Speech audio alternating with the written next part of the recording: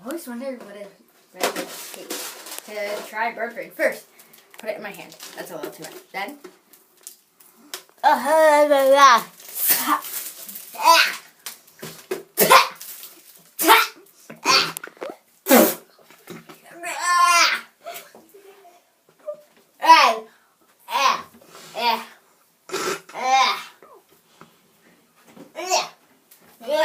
then you put toothpaste in your mouth.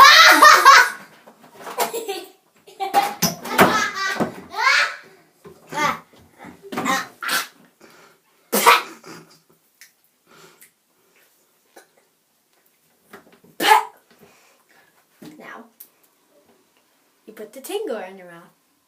Just kidding. I would like die if I did that.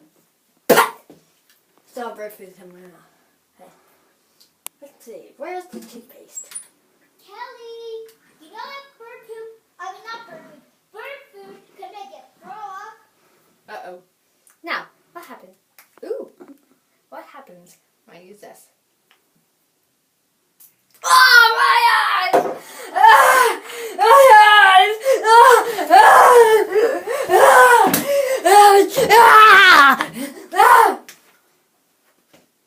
Actually, it smells nice. But my eyes!